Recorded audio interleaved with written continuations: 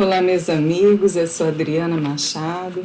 Venho aqui hoje no nosso cantinho Palavras que Confortam, trazer para vocês mais um estudo de temas do nosso livro Um Jovem Obsessor. Lembram que eu fiz a proposta semana passada a respeito de nós buscarmos vários temas deste livro que psicografei com Jefferson, porque ele era tão enriquecido de ensinamentos que eu achei que seria muito interessante nós fazermos este estudo de temas que este livro nos traz. E o tema que eu resolvi conversar com vocês hoje é a atuação de obsessores frente a uma família desavisada.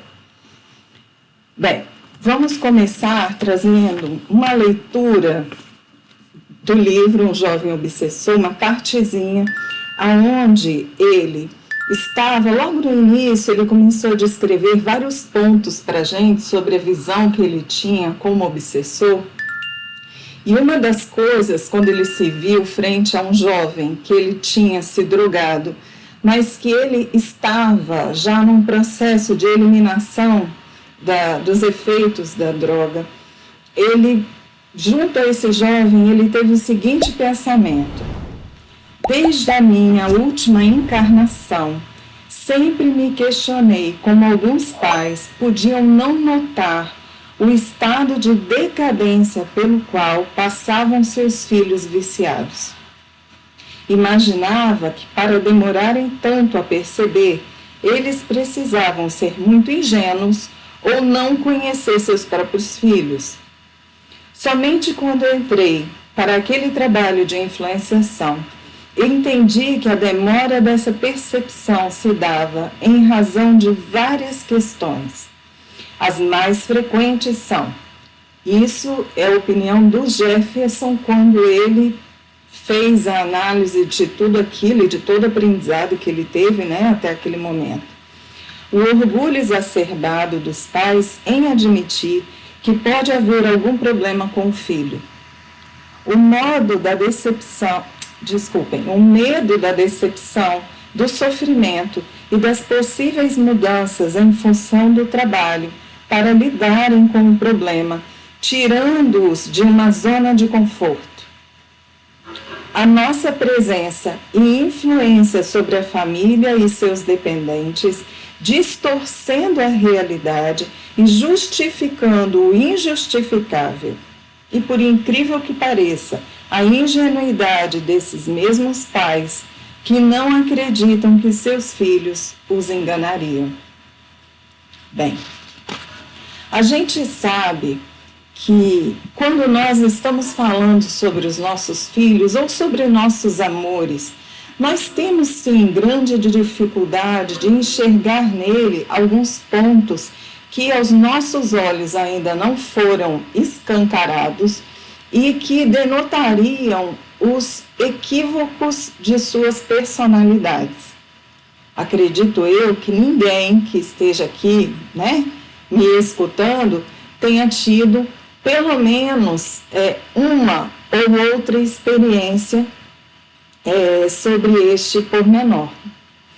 Mas o que acontece? Quando Jefferson ele nos trouxe essas informações, ele estava nos esclarecendo, clareando a nossa mente, que muitas vezes nós, até com boas intenções, nós acabamos colocando um véu à frente dos nossos olhos, impedindo-nos de enxergar aquilo que muitas vezes os nossos amores estão necessitados de um comportamento mais firme de nossa parte e que nós não damos conta de executá-los. Este comportamento que seria necessário para que possamos ajudar aqueles que amamos, muitas vezes retira de nós a possibilidade de nos mantermos na nossa zona de conforto. Então, explico. Se nós estamos vivenciando a nossa vida numa rotina, tudo aquilo que nos retirar dessa rotina estará, de uma forma ou de outra, nos incomodando.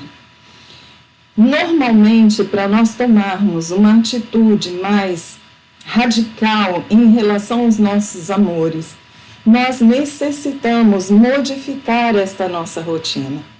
E modificar essa nossa rotina significa esforço, trabalho.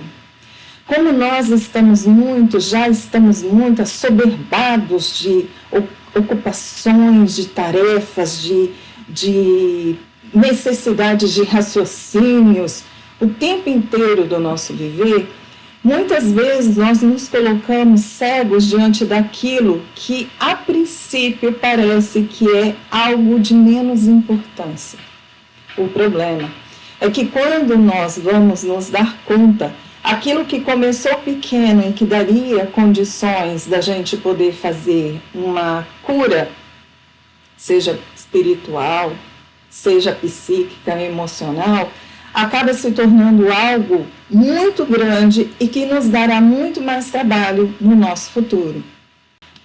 Quando Jefferson fala que muitas vezes é o orgulho exacerbado de nós não aceitarmos que os nossos amores têm defeitos, ele não está mentindo. Quantas vezes é difícil para nós admitirmos que um filho, um pai, tem um comportamento que teria a necessidade de se fazer uma mudança radical? Quantas vezes nós não nos sentimos culpados por vermos pessoas que nós amamos tendo determinados comportamentos que, no frigir dos ovos, nós não tivemos culpa deste próprio comportamento, mas abraçamos essa culpa como se fôssemos nós quem tivéssemos escolhido para que a pessoa agisse como está agindo. Então, Jefferson não está errado quando ele afirma isso. E mais, quando começa a acontecer esse tipo de coisa, e neste caso especificamente nós estamos falando sobre um jovem que está se viciando, dificilmente este jovem ele não está acompanhado de espíritos que vivem na ignorância, que vivem nessa viciação das drogas e que desejam mais do que nunca que este jovem continue nessa viciação para podê-los alimentar-se. Bem, se é desta forma, tais espíritos vão fazer de tudo para que aqueles que poderiam fazer uma mudança na vida deste jovem ou de um adulto também, não importa, né? Porque os adultos também se viciam.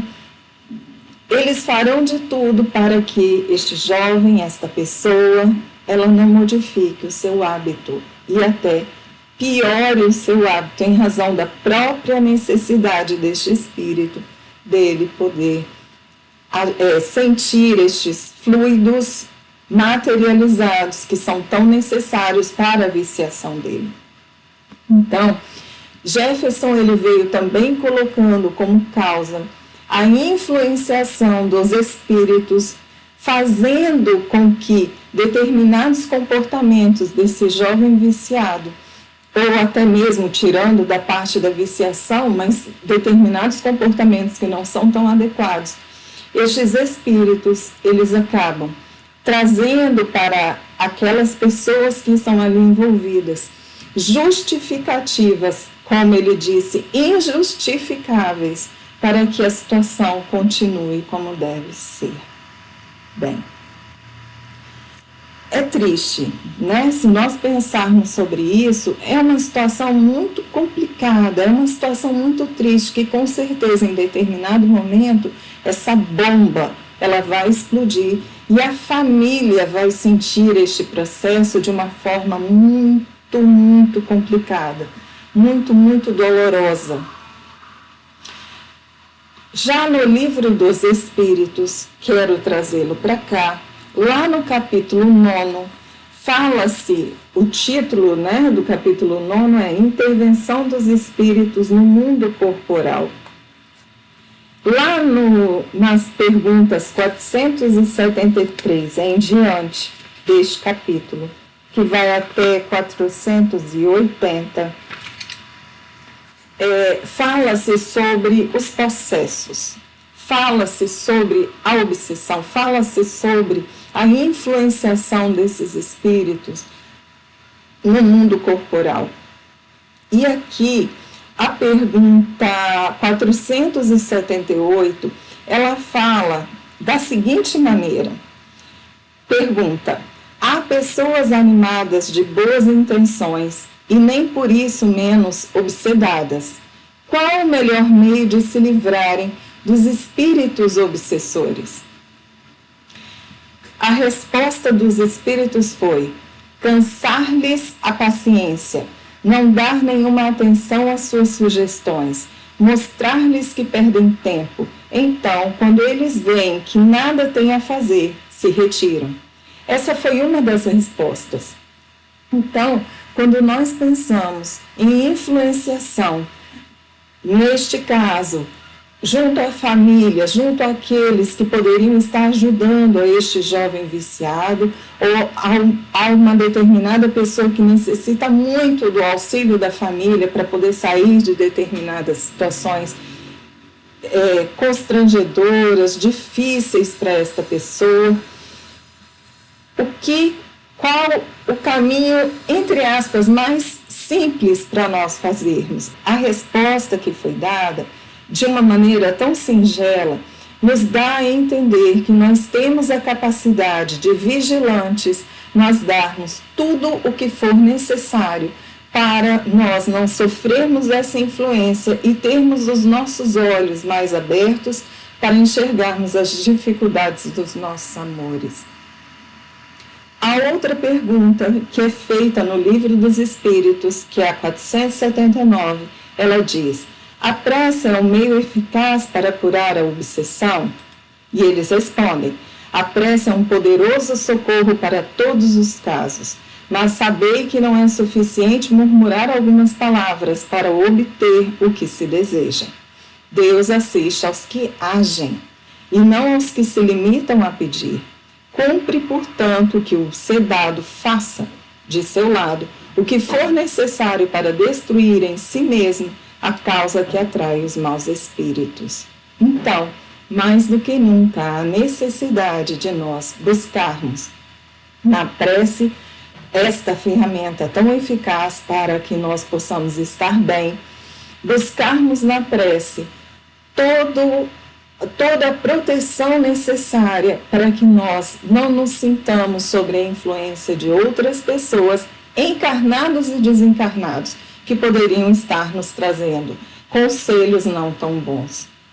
Mas lembrando sempre que não é só pela prece em si, mas agir conforme a prece, para que nós possamos efetivamente quebrarmos as ligações que existem entre nós, para que nós possamos, volto a dizer, a retirar os véus que nos impedem de enxergar a nossa realidade.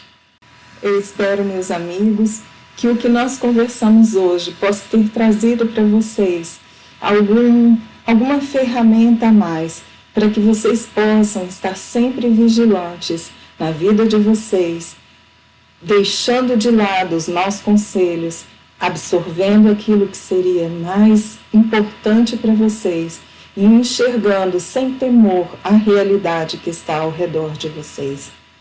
Eu espero que vocês tenham um ótimo domingo, uma ótima semana. Fiquem em paz, meus amigos.